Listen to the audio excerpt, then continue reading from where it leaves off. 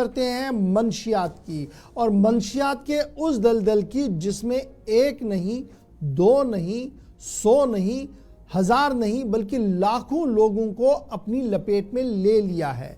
और ये अदाद-ओ-शुमार सरकारी है, कुछ माह पहले के हैं। अगरचे इन अदाद-ओ-शुमार को खंगाल कर देखा जाए तो पता लगता है कि जम्मू कश्मीर में 15 लाख से जायद लोग मंशियात के आदी हो चुके हैं, और मंशियात पर काबू पाने के लिए हुकूमती इक़दामात पर सवाल उठ रहे हैं। सियासी जमातों पर भी सवाल उठ रहे हैं, क्योंकि जिस गहरी नींद के साथ सिविल सोसाइटी, मजहबी पेशवा और सियासी जमातें इस मामले को देख रही है, उससे उड़ता जम्मू कश्मीर बनने में ज्यादा दिन अब बाकी नहीं है।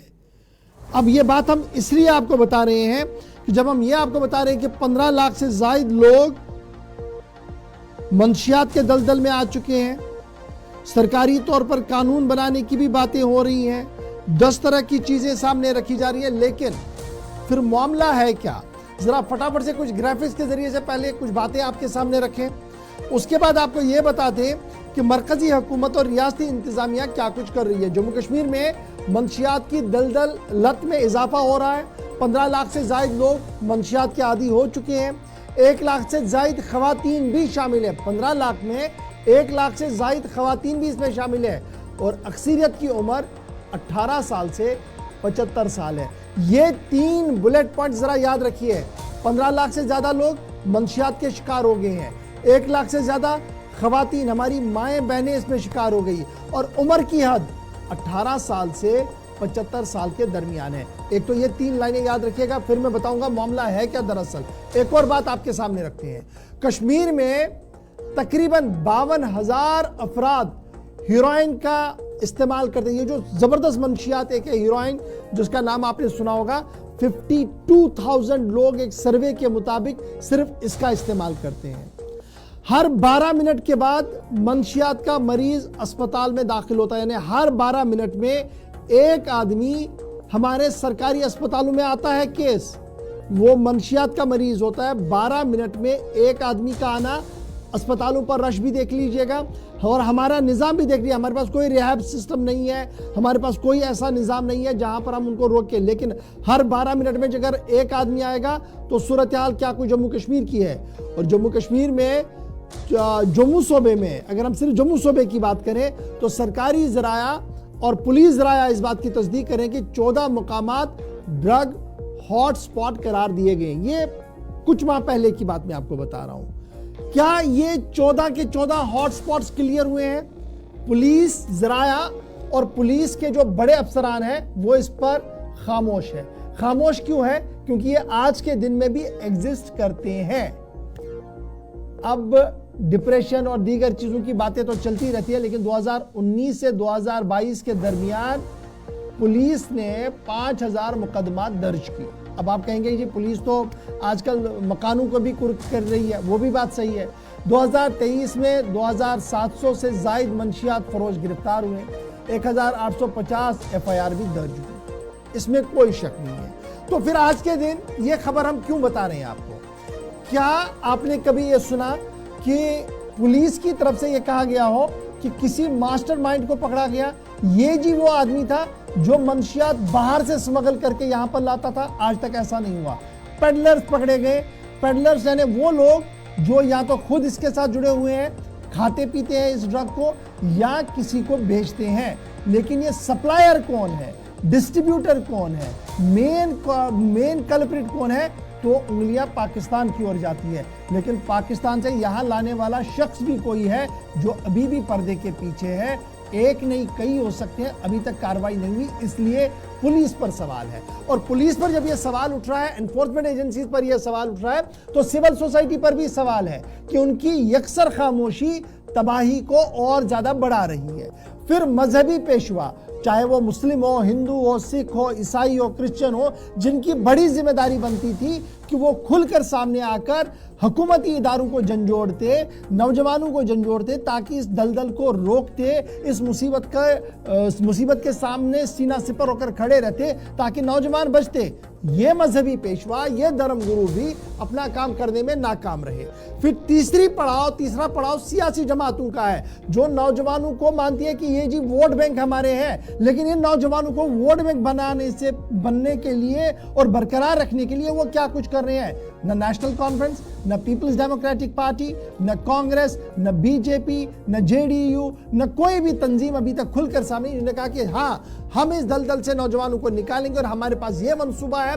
वो जाकर कल एहतजाज करते, धरने करते, 10 तरह के प्रोग्राम करते। अभी तक सियासी महाज पर भी ये गर्माहट देखने को नहीं मिली।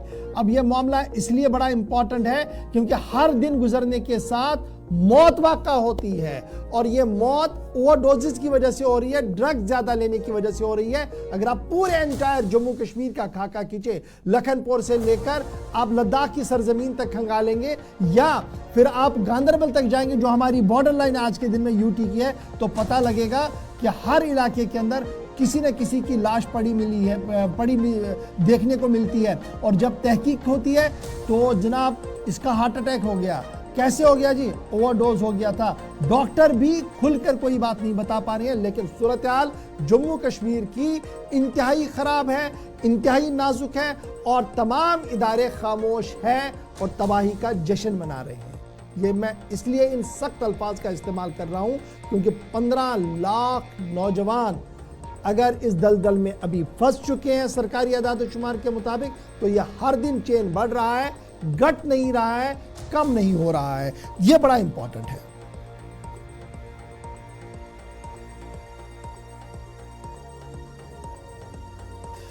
जी, ये आंकड़े आपके सामने हमने रखे कि कितने लोग हैं जो मंशियात के आदी है, और इसमें एक अहम पॉइंट ये था कि 18 से 75 साल के दरमियान जो है अक्सरियत की उम्र है, तो उससे इस बात की कहीं ना कहीं ये हो जाती है कि 18 साल से जब कोई नशा इसका आदी हो जाता है तो करीबन 75 साल तक वो इससे छुटकारा नहीं पा सकता है।